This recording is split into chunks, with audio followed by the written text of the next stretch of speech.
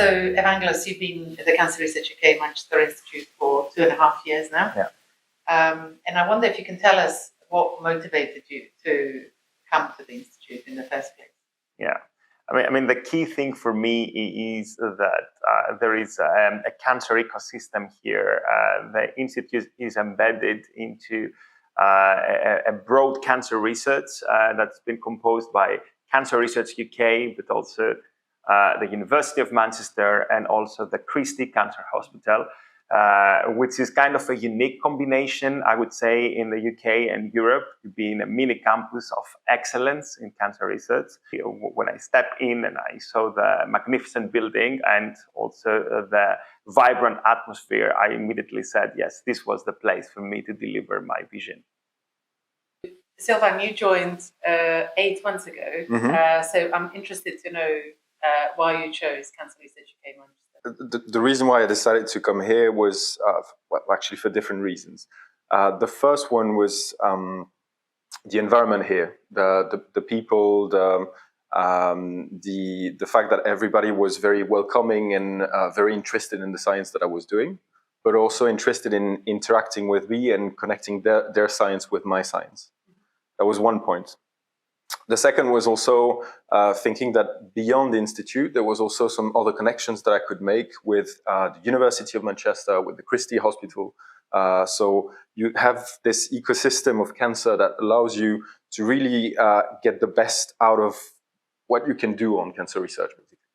And then finally, so let's never underestimate this, the money, the package was a very good package that allowed you to be kind of like straight independent. You know, unlike most places that you get the job, but you don't have the package to run your lab and you're worrying about writing grants, then immediately you start straight away as if you have secured a really big grant, allowing you to immediately starting recruiting people, as Sylvain said, at your pace and at the best of your capacity. So I think having such a generous starting package,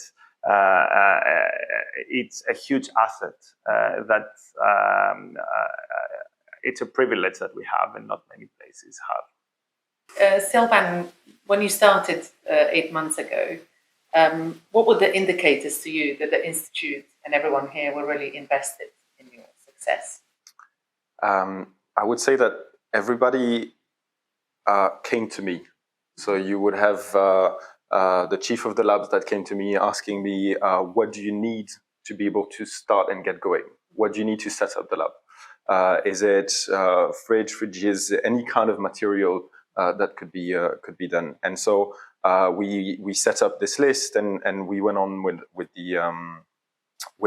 being able to set it up. And this is one example.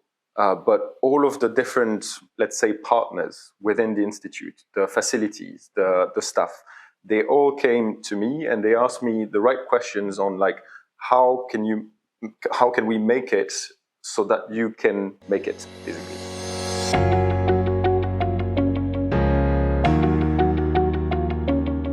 So, Evangelos, in your time here, you have been exposed to the core facilities and what they're able to do to support one's research mission. So tell us a little bit about that. Yeah, no, this is a key aspect and a key asset of the Institute, actually. The core facilities support our research in such a level that you feel that our science and the questions we can ask have no ceiling, basically. So one example is that I recently bought a spectral flow analyzer, and the core facility from the flow cytometry, they immediately helped me to set it up and took the lead in teaching my group in how to use it. And this is really important because we didn't lose a minute in applying it and delivering our science.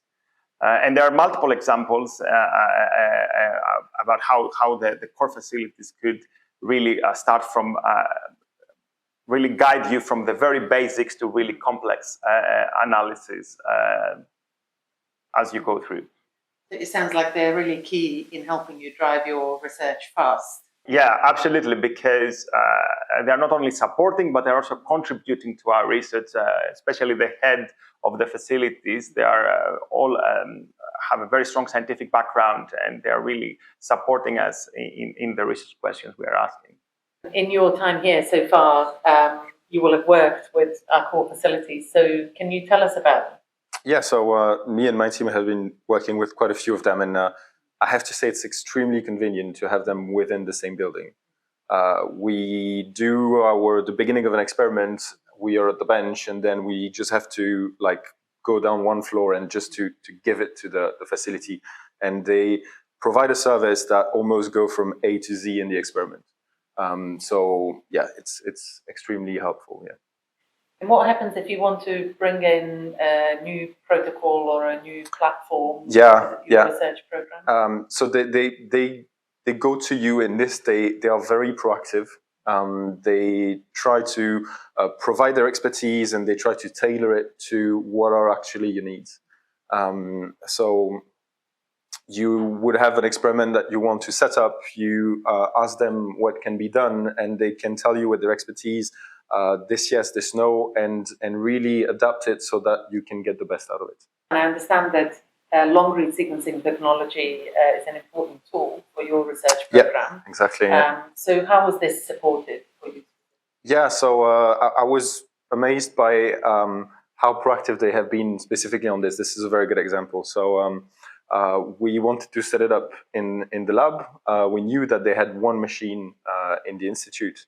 And then we got in touch with them, and we thought that we're going to have to do all the laborious steps of getting all the library prep done and so on to then in the end just give them the samples and they just sequence it. But they said, no, we can go from the beginning, and we can do all of those steps that are very annoying and then can induce errors. We can do it for you because we have more expertise. So we did it together, and it's actually it did work, and we have now it set up.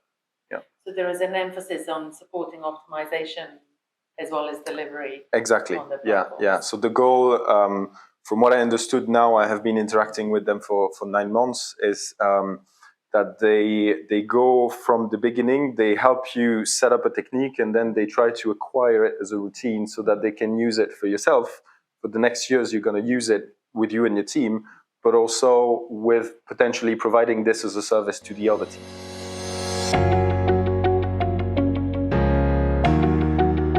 What's your experience of working with other colleagues here in the Institute? We've talked about the core facility leads, but let's talk about faculty. Yeah, I mean, this is an excellent place because the faculty, it's really the core of the Institute. Every day I have the chance to interact with different group leaders and discuss my program of work, their program of work, and immediately we get kind of a hubs of interactions that push our science forward. And you get this, in a very informal but very constructive manner that helps you really be effective in your research. And this particularly was very critical for me because an example and the outcome of these great interactions is a lot of support that I got from the faculty in securing 2 grants, the Royal Society research grant and an ERC starting grant, just at the beginning of my starting at the Institute, and it was really because of their help that mentored me and shaped my research to be competitive enough to secure those grants. Perhaps an advantage of being a smaller institute is getting this sort of level of attention as a new group leader. Yeah, absolutely. You get attention, but at the same time, your opinion also matters a lot. So I think this is a unique opportunity here to start your lab at the Manchester Institute because your voice matters in shaping the direction of the institute. Yeah, absolutely. I mean, you get a lot of guidance of being here, and it's something that people shouldn't take it for granted. And I have to say, this is one of the reasons why I'm so excited to join the Institute, is actually to work with new group leaders to shape the next steps on our research. So, Sylvain, you work in RNA biology. I don't think there is another faculty member here working in RNA biology, but how have the perspectives of other faculty helped you to shape your research questions and to think about your research program? Yeah, so I would say that the fact that I am the only RNA biologist in the institute is an added value, because I bring a different angle or a different point of view into the research that can be done. There is a lot of science that is being done here, a lot of different type of research, a lot of the data sets that are being created, but they have owned their own, angle or vision towards it. And so what you can do is that you can arrive there and you can help them seeing this a little bit differently, so that they can provide or generate some new knowledge that they maybe didn't think of. And when you think about clinical implications of your work in the long run, what is it that's special about being here at Cancer Research UK Manchester? I think that the obvious, of course, is the fact that we have the Christie that is just next to us, and we have this like massive team of clinicians who are willing to interact with us and who are willing to provide some clinical applicability to what we're doing.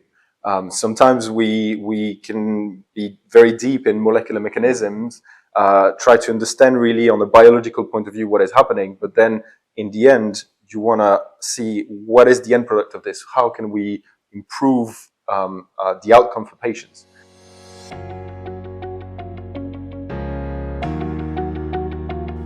So, Evangelos, you have the advantage of having been here now for almost 3 years. What would you say to someone who's thinking about applying for a group leader position? Yeah, for anyone that is interested in applying in this position, I would say that if you are interested in being at the forefront of cancer research, you should definitely apply with closed eyes, and you shouldn't lose a minute, because there are not many places that give you such a range of diversity and flexibility in your research, spanning from the fundamentals of cancer biology to really the translational aspects and the clinic. So this is a great example how you can link the laboratory to the patient, because we are in an ecosystem that we can do basic research, but also have an exceptional hospital next to us that allow us to deliver better treatment for the patients. Sylvain, you've been here for a few months now, so you're in a good position to talk to the people out there who are thinking about applying for a group leader role at our institute. So what would you say to them? So for people who want to apply for this this call, I would say to them that they are in a scary moment, because they have to come up with ideas, they have to test it, they have to show them out loud to the world. And this is very scary on one hand, but this is also exciting, because these ideas could kind of reshape what we think about cancer research. And they could materialize this into something that could improve patient treatments and the outcome for patients. And so for all of the things that we have describing about the environment, about like all of the good things of the Institute, I think that this place is really one of the top places to do your research in Europe.